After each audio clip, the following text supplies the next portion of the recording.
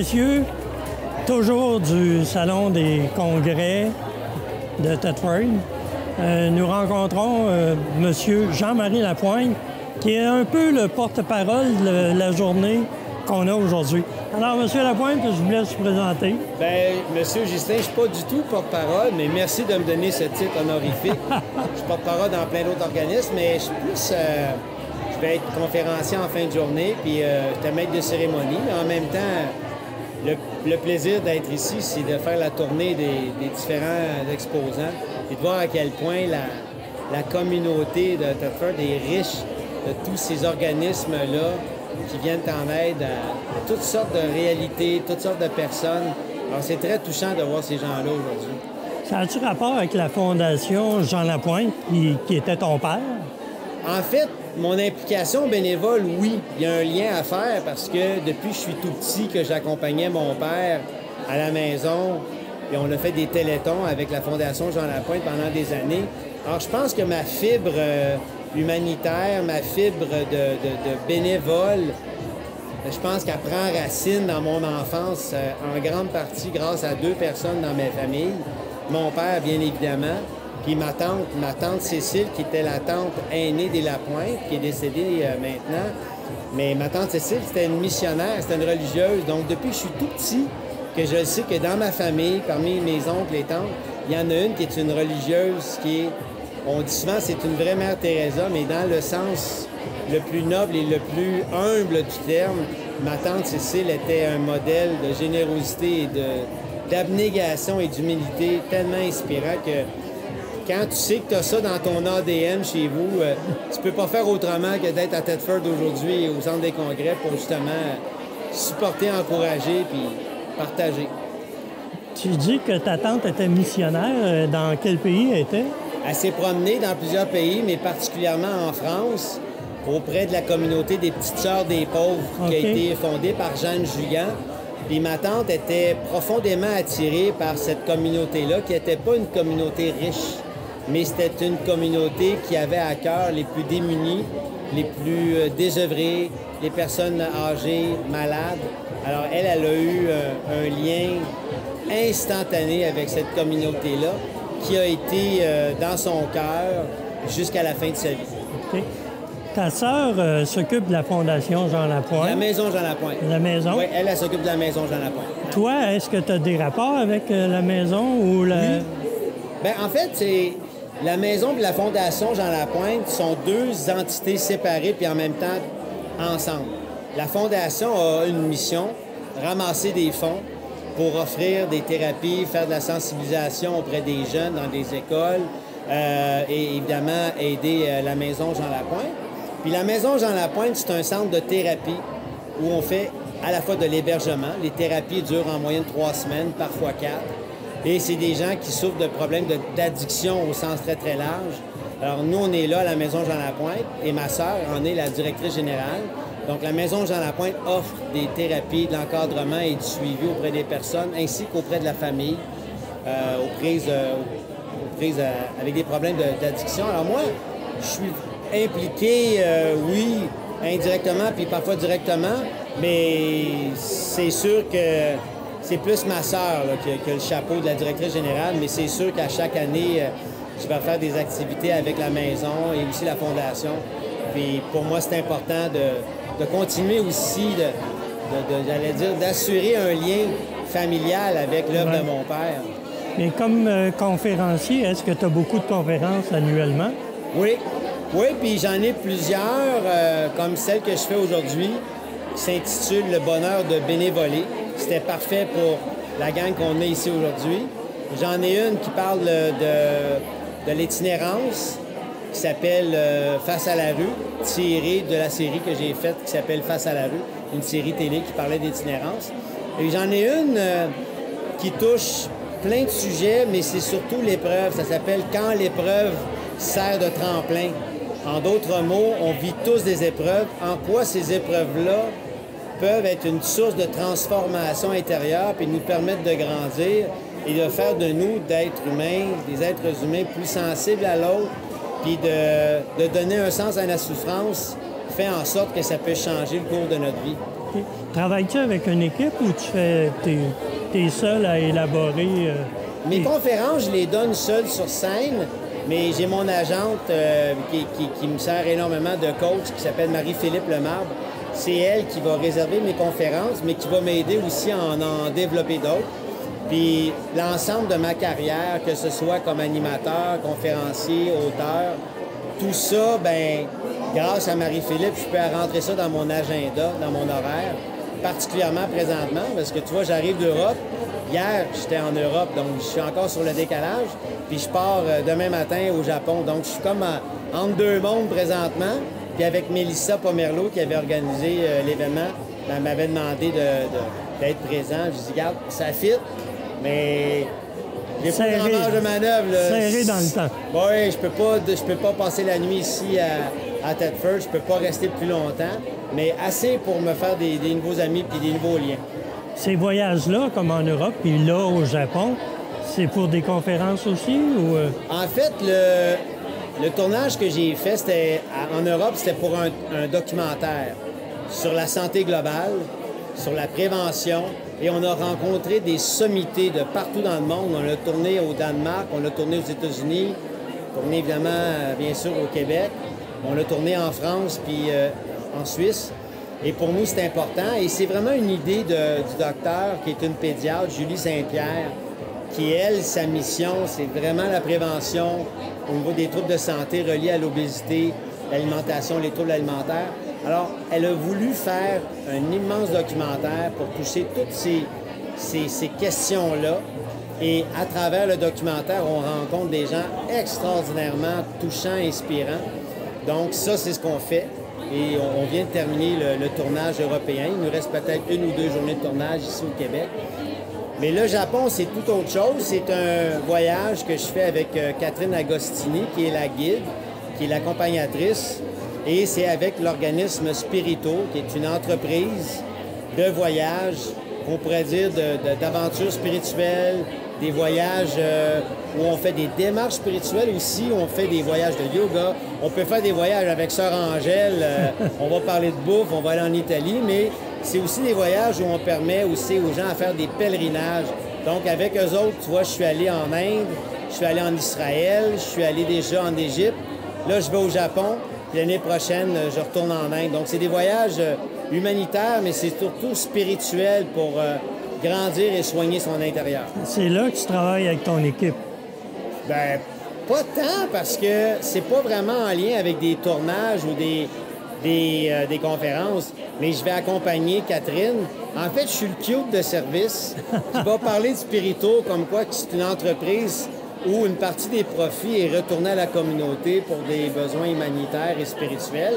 Mais moi, mon but premier, c'est d'accompagner Catherine ainsi que le groupe, puis de vivre un beau voyage en groupe avec des pauses où on va faire parfois du yoga, parfois de la méditation, parfois de la contemplation. Puis je pense que d'aller au Japon, à faire un petit détour dans un monastère zen, je devrais revenir un peu plus zen que je suis parti. Ça va être difficile d'être un peu plus zen que tu l'es là. Regarde, la journée que j'ai compris que le Dalai Lama, il y avait encore des maîtres, je me suis dit, j'ai encore des croûtes à manger pour travailler ma zénitude. Mais tu disais que la dame en question, elle est en pédiatrie sociale, Non, pédiatre. Elle est pédiatre. La pédiatrie sociale, c'est le docteur Julien. Oui, c'est ça. Mais comme pédiatre, ce que tu fais pour elle, ça s'adresse à la petite enfance. En fait, non. Ce qui va se passer, c'est que le documentaire que je fais avec Julie Saint-Pierre, la pédiatre, c'est vraiment un documentaire sur la santé globale. Et ça inclut tellement d'affaires que le documentaire va durer au moins 2 heures. Mais par contre, il y a une chaire de recherche qui est associée à ce documentaire-là.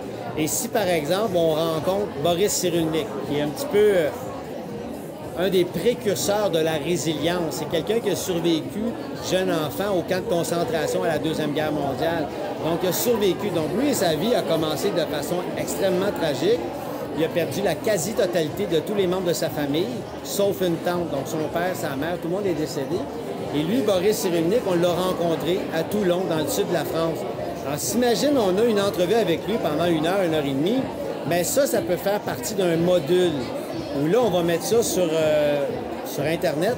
où les gens vont pouvoir suivre le cours de Boris Cyrulnik. Donc, on a rencontré Mathieu Ricard, qui est un moine bouddhiste. On a rencontré Robert Lustig, qui est un éminent savant et un chercheur aux États-Unis, un médecin. Donc, on rencontre plein de gens partout dans le monde et ça va se retrouver sur Internet. On va pouvoir suivre ces cours-là. Peut-être aussi dans une chaîne de télé. Ah, on ne s'est pas interdit. Parce que vous les vendez. Oui. Puis on va l'inscrire dans différents concours, bien évidemment. Mais le but n'était pas de passer à la télé. Le but, c'était de faire les entrevues, le documentaire, de mettre ça sur Internet. Puis après ça, ben, si on le vend à la télé, tant mieux. Oui, parce que ça exige beaucoup de frais quand même. Oui, ben ça... C'est financé par toi ou... Non, je finance rien de ça. Écoute, j'ai pas le budget de financer ça, mais Julie, elle fait partie d'une chaire de recherche où on a investi des montants pour permettre justement la création de ce documentaire-là. Mesdames, Messieurs, malheureusement, c'est tout le temps qu'on a. Jean-Marie Lapointe, qui est... C'est bénévole aujourd'hui ou presque? Moi, je fais beaucoup de bénévolat, puis c'est pour ça que ma conférence, elle s'appelle « Le bonheur de bénévoler ». Alors, le bonheur de bénévoler, ça veut dire, en d'autres mots, c'est pas payant le bénévolat. Le bénévolat, c'est pas payant, mais c'est enrichissant. Puis je vais partager pourquoi, en grande ligne. En 1 heure, je vais partager pourquoi ma vie est enrichie grâce au bénévolat. Puis c'est ce que je souhaite aux gens, les inviter à faire du bénévolat. Bien, merci beaucoup, M. Lapointe. Ça fait plaisir. Et bon voyage au Japon. Yes, sir. Aujourd'hui, à la journée de coopération des centres communautaires, nous recevons Mme Danielle Claes. Madame Claes, je vous laisse vous présenter. Alors, je suis la conseillère pour le programme Vie active, qui est un programme qui existe déjà depuis 35 ans au niveau de toutes les Appalaches.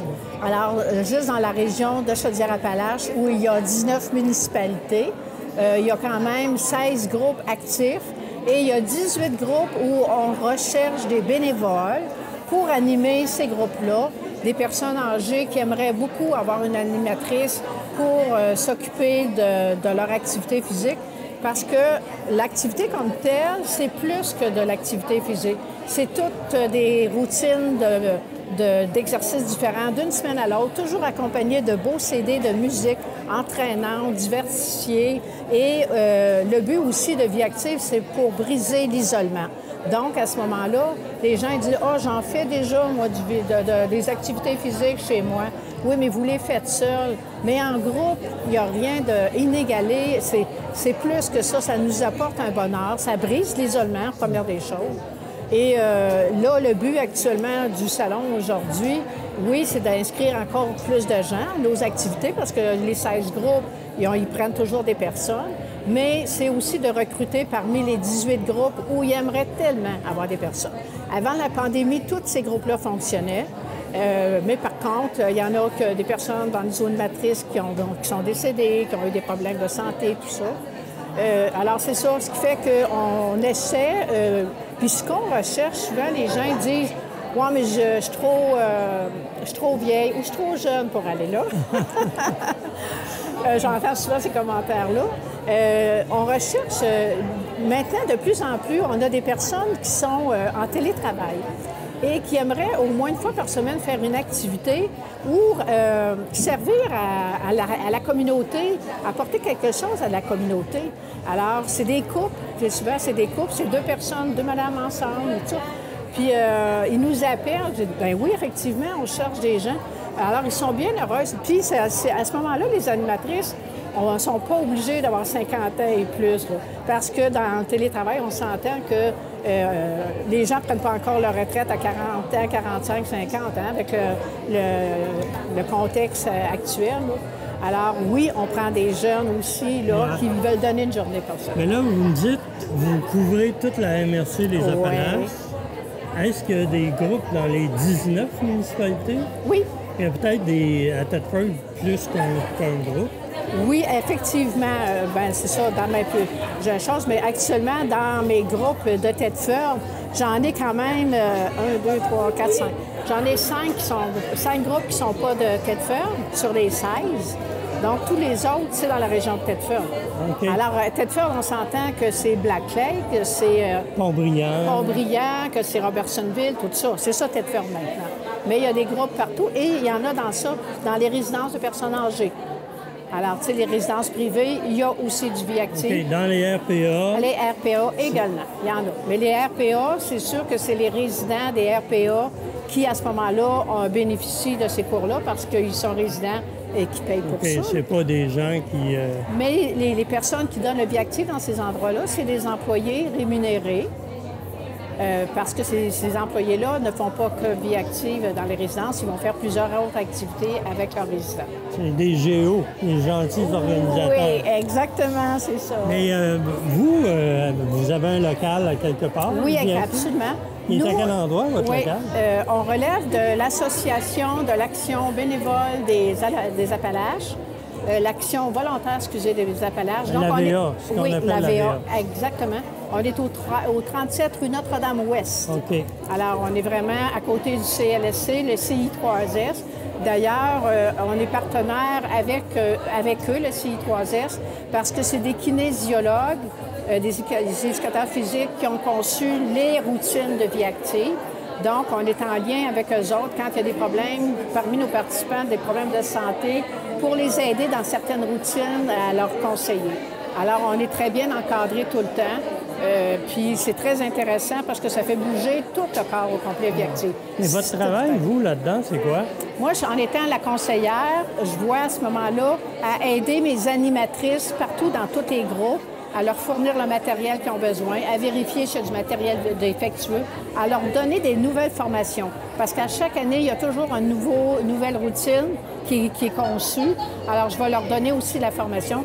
J'organise des conférences avec des médecins, au niveau des soins de la santé. J'organise des sorties de raquettes, de ski de fond, de vélo, de natation, tout ça.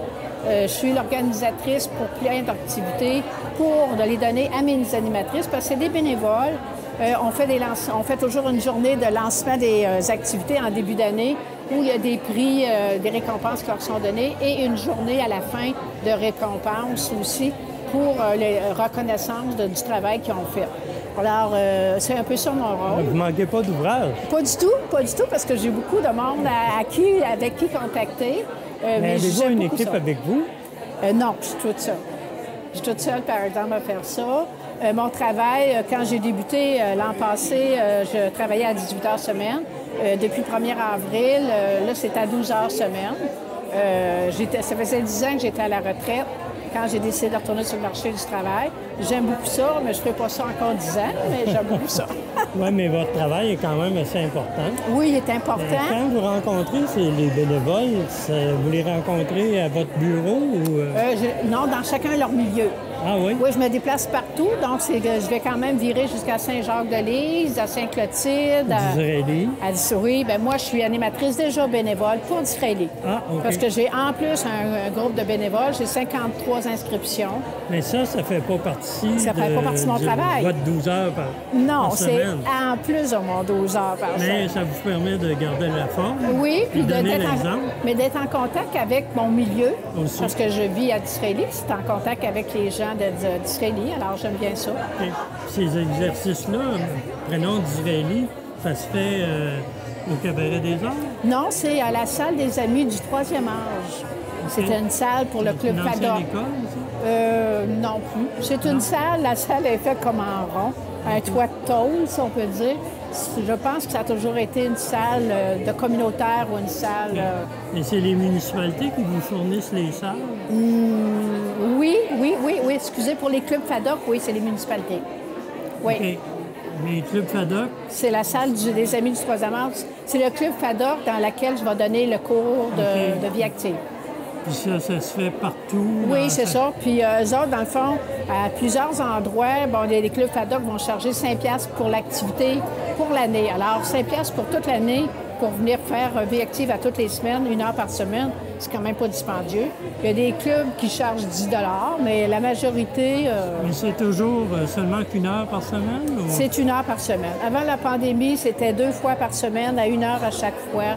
Mais comme je vous ai dit, comme on est à la recherche de bénévoles, des animatrices, c'est pas facile d'en trouver. sais, on essaie d'avoir de la relève parmi les plus jeunes, là, les 50 ans et moins.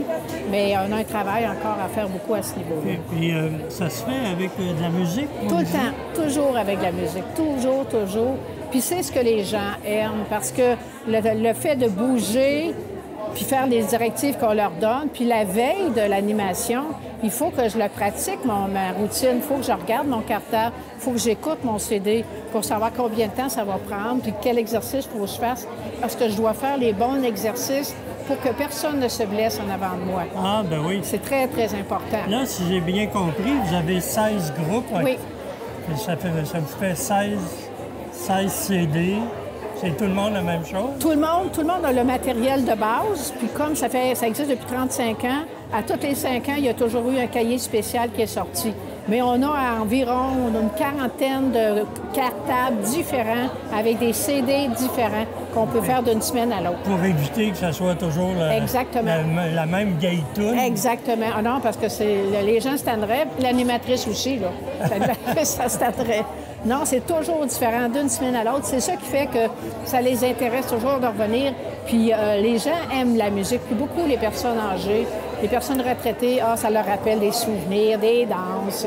Il y a toutes sortes de choses. On a du disco, on a de tout, là. Juste 1 heure par semaine, est-ce qu'ils peuvent avoir une copie de la cassette puis pratiquer chez eux? Bon, ce qu'on fait, on leur donne des feuilles d'exercice.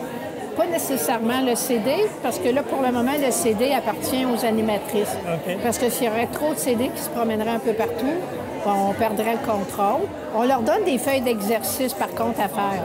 Des exercices assez simples qu'ils ont fait avec nous. Donc, le fait de les avoir pratiqués, ils sont capables de les faire à la maison. Ça, on va leur donner. On vient de finir le défi 28 jours. Du 1er au 28 octobre, il y avait à marcher au moins 15 minutes par jour. Alors, une fois qu'ils l'ont fait, ils veulent avoir des feuilles pour le mois de novembre, ils veulent en avoir en décembre parce que là, ça les a stimulés à aller à sortir tous les jours. Là, ils veulent continuer, là. Alors, c'est ça qui fait que le Vie active, ça aide les personnes à vouloir garder la forme, à vouloir sortir, à vouloir bouger. Est-ce que vous organisez des groupes à un moment donné de toutes ces... comme une rencontre de tous les groupes? Et quand on va donner des conférences. Entre autres, oui. Mais pas pour des exercices? Non, parce que chaque club a trop de participants. Oui. Quand vous avez des participants, ils s'inscrivent comment? Dans leur municipalité? Oui, exactement. Dans chacun de leurs clubs, les clubs d'âge d'or, les clubs FADOC, les centres communautaires, les résidences de personnes âgées, c'est là qu'ils s'inscrivent. Malheureusement, c'est tout le temps qu'on a. Alors, merci pour les renseignements. Ça m'a fait plaisir. Mesdames, messieurs, merci beaucoup.